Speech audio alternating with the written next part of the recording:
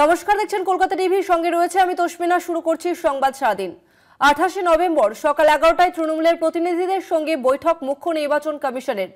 মুখ্য নির্বাচন কমিশনের সঙ্গে বৈঠক 4 সদস্যের তৃণমূল সাংসদ শুক্রবার দিল্লিতে মুখ্য নির্বাচন কমিশনের সঙ্গে দেখা করবেন। আর আমরা এই নিয়ে আরো বিস্তারিত জানবো। আমাদের সঙ্গে ফোন লাইনে রয়েছে প্রতিনিধি সত্যসুন্দর ভট্টাচার্য। সত্যদা, কি জানতে পারছো?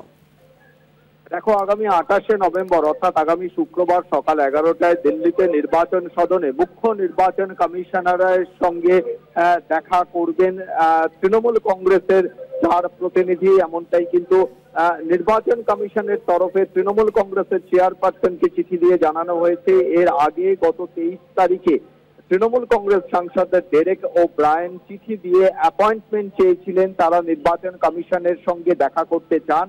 এর আগেও তৃণমূল কংগ্রেসের তরফে এসআইআর এর যে পদ্ধতিগত বিষয়, এই বিষয় নিয়ে কিন্তু তারা একাধিকবার চিঠি দিয়েছিল নির্বাচন কমিশনে। এবার সরাসরি গত 23 তারিখে তৃণমূল কংগ্রেস সাংসদ ডেরেক ও ব্রায়ান একটি চিঠি দিয়ে তৃণমূল কংগ্রেসের সাংসদরা দেখা করতে চান, এমনটা কিন্তু সেই চিঠিতে জানিয়েছিলেন।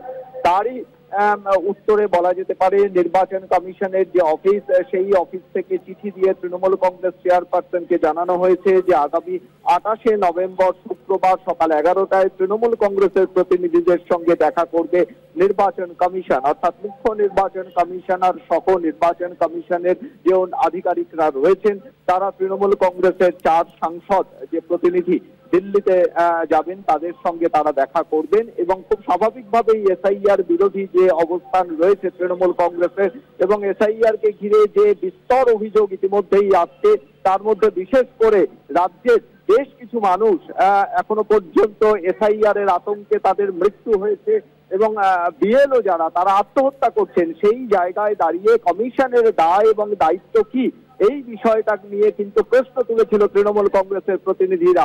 তারা এর আগে যখন সিইও দপ্তরে এসেছিল তারা জানিয়েছিল যে এই মৃত্যুর দায় নির্বাচন কমিশনকে নিতে হবে। ফলে স্বাভাবিকভাবেই আগামী 28 তারিখের শুক্রবারের সরাসরি দিল্লিতে মুখ্য নির্বাচন কমিশনারের সঙ্গে তৃণমূল কংগ্রেস সাংসদদের এই বৈঠক যথেষ্ট গুরুত্বপূর্ণ হতে চলেছে।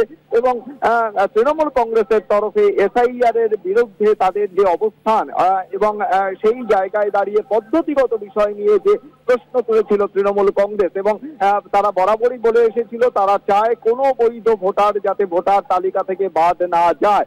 ফলে এই বিষয়গুলো নিয়ে নির্বাচন কমিশন কি ভাবছে এবং বিএলওরা যারা আত্মহত্যা করেছেন, রাজ্যের বিএলওরা তারা অনেক ক্ষেত্রেই কিন্তু বেশ কয়েকটি জায়গায় যেরকম নদিয়ার ক্ষেত্রে তারা নির্বাচন কমিশনকে দায়ী করেছেন। ফলে এই বিষয়গুলো নিয়ে সরাসরি দিল্লিতে নির্বাচন কমিশনের যারা আধিকারিক রয়েছেন তাদের সঙ্গে কথা হবে এবং বৈঠকে বসতে চলেছে তৃণমূল কংগ্রেসের সাংসদেরা।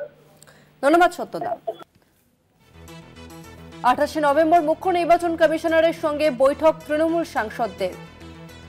4 তৃণমূল সাংসদ দিল্লিতে দেখা করবেন মুখ্য নির্বাচন আধিকারিকের সঙ্গে। দিল্লিতে গিয়ে দেখা করবেন তৃণমূলের 4 সাংসদ। মুখ্য নির্বাচন কমিশনারের সঙ্গে সাক্ষাৎ 4 সাংসদের। 28 নভেম্বর তৃণমূল সাংসদদের সঙ্গে বৈঠক করবেন মুখ্য নির্বাচন কমিশনার।